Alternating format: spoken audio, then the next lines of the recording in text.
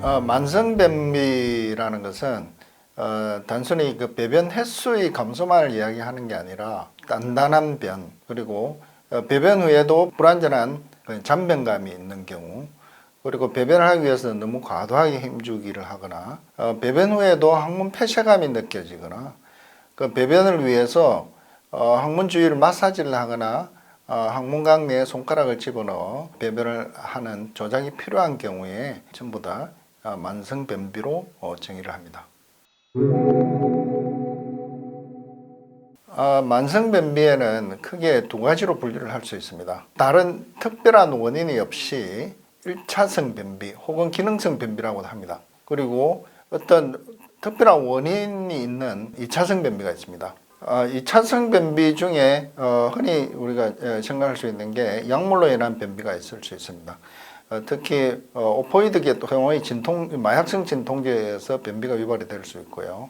NSAID 같은 그런 진통제에서도 변비가 유발이 될 수도 있습니다. 그리고 내분비 이상으로는 갑상선 기능 저하증, 복압상선 기능 저하증인 경우에 변비가 유발이 될 수 있고요. 대사성 질환으로는 흔히 아는 당뇨병인 경우에도 변비가 유발이 될 수 있습니다. 신경학적 이상으로는 뇌경색을 앓은 후에 아니면 또 이제 간질성 질환을 앓고 난 후에 변비가 유발이 될 수 있고요. 소화기 이상으로는 우리가 흔히 대장암 때문에 변비가 유발이 될 수도 있죠. 그 외에도 장이 꼬이는 장에 볼브를러스라는 질환에 의해서 변비가 유발될 수 있습니다. 그리고 염증성 장질환이나 계실증 등에 의해서도 변비가 유발이 될 수 있습니다.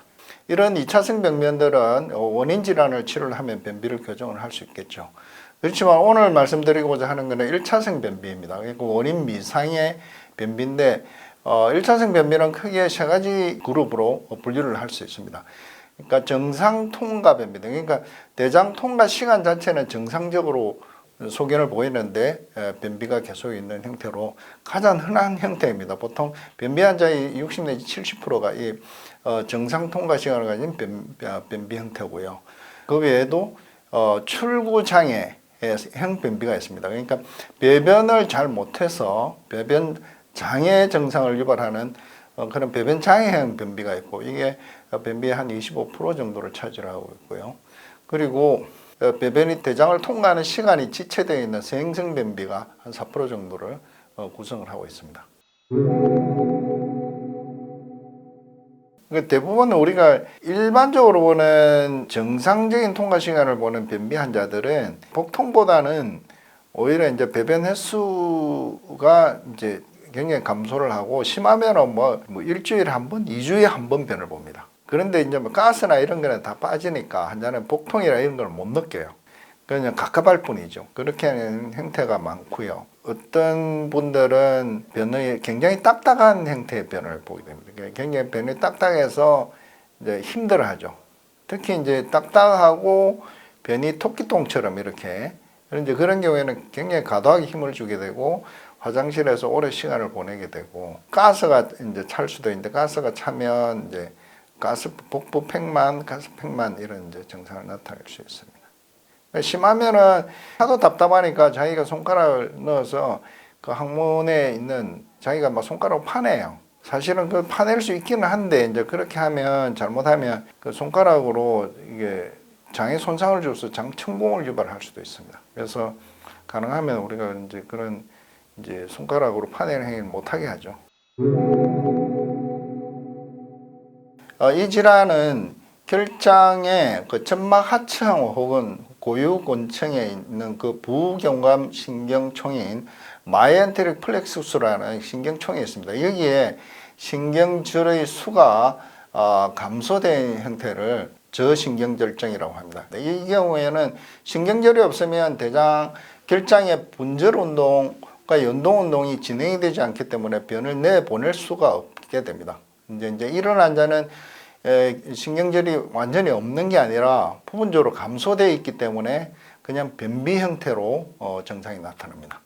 그러니까 완전히 없으면 아예 변이 폐쇄가 되어버려서 변을 볼 수가 없으니까 생존을 할 수가 없게 되죠. 그래서 이제 완전히 없는 경우에는 아주 유아 때 바로 수술을 하게 되고요.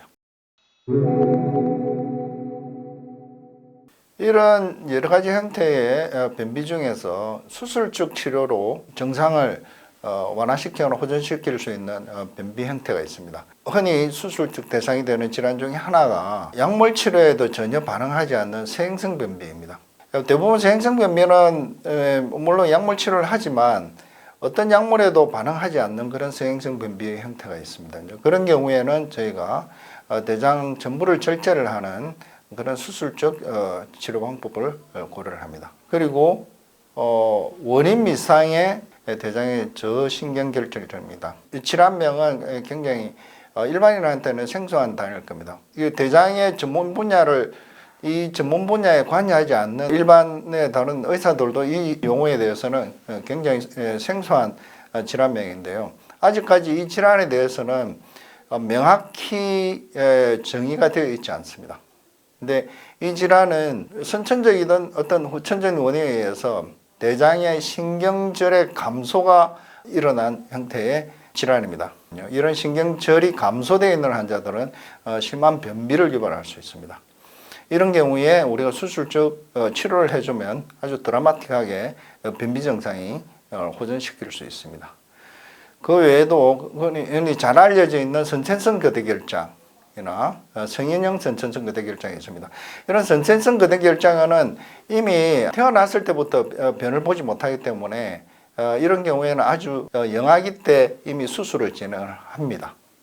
그래서 실제로 이런 선천성 거대결장은 성인까지 진행이 안 되고요. 대부분 태어나자마자 바로 수술을 진행하고 여기서 변형된 형태가 성인형 선천성 거대결장인데 이런 경우에는 그 신경절이 완전히 없는 게 아니라 감소된 형태로 있어서 증상이 어느 정도 변비약으로 유지가 되다가 나중에 성인이 되어서 심한 증상으로 해서 수술을 하는 그런 경우 형태입니다. 그 다음에 결장의 염전증입니다. 이 결장의 염전이라는 것은 대장 자체가 이렇게 360도 꼬여버리는 형태의 질환입니다. 이는 이제 이렇게 꼬여버리면 변을 볼 수가 없게 되죠. 그렇게 되면 갑자기 심한 복통이나 이렇게 복부팽만으로 해서 보통 이렇게 응급실로 내원을 해서 진단을 받고 수술을 하게 되는 경우입니다. 그 외에 이제 배변 장애형 변비인데 이게 이제 출구 장애 변비라고 합니다. 그러니까 그 직장에서 변을 잘 내보내지 못해서 변비가 유발되는 형태인데 이런 기능성 질환 중에 특히 대표적인 게 전방 직장류 그리고 직장이 접혀서 들어가는 직장 중첩증 그리고 직장이 완전히 접혀서 항문 바깥으로 빠져나오는 직장 탈 등의 질환이 이런 배변 장애형 변비를 유발하는 질환들입니다. 이제 이런 경우에도 대부분 수술적 치료로 교정을 할 수 있습니다. 그리고 최근에 인구가 고령화가 진행이 되면서 이런 숙변 대장염의 환자가 많이 늘어났습니다. 특히 이제 나이가 많이 들면 대장 기능이 많이 떨어지면서 실제로 변에 의해서 대장이 완전히 막혀서 대장이 천공이 되거나 변을 못 봐서 이렇게 수술을 하는 경우가 심심치 않게 있습니다. 이제 이런 경우에 수술을 하면 교정을 할 수 있습니다. 2차성 변비 같은 경우는 원인 질환을 치료를 하면 됩니다. 이제 만약에 대장암 때문에 변비가 왔는데 이걸 치료를 안 하면 큰일 나겠죠. 그리고 뭐 2차성 변비들, 신경학적 질환이나 이런 환자들은 정신과 약을 그 약물을 쓰거나 하면 거의 다 변비가 오거든요. 변비가 와서 이제 사실 변비를 못 보니까 괴로워하긴 하는데 그것 때문에 뭐 장이 파열이 되거나 문제가 되거나 하지는 보통은 않습니다. 근데 이렇게 우리가 세행성 변비 이런 환자들은 그냥 괴롭죠. 그냥 변비 치료를 하지 않으면은 그냥 괴롭고 변을 못 보고 괴로울 뿐이지 그걸로 인해서 뭐 2차성으로 장이 파열이 되거나 하지는 보통은 않습니다. 근데 이제 문제는 제가 말씀드린 저신경결정이나 이런 변비 환자들은 사실 이제 치료를 하지 않으면은 문제가 될 수 있고 어떤 경우에는 장이 파열이 되기도 합니다. 장이 파열이 되기도 하고 어떤 때는 장이 괴사가 되기도 하고 어떤 약물 치료나 이런 게 보존적인 치료도 호전이 되지 않는 그런 변비로 고생하는 분이 있으면 그리고 특히 이제 복통이 동반되거나 이렇게 복부 팽만이 심하게 동반이 되는 이런 환자들은 가까운 대장학문전문병원에 한번 상담을 해보시기 바랍니다. 지금까지 서울양병원의 원장 정성교였습니다. 시청해주신 여러분께 진심으로 감사드립니다.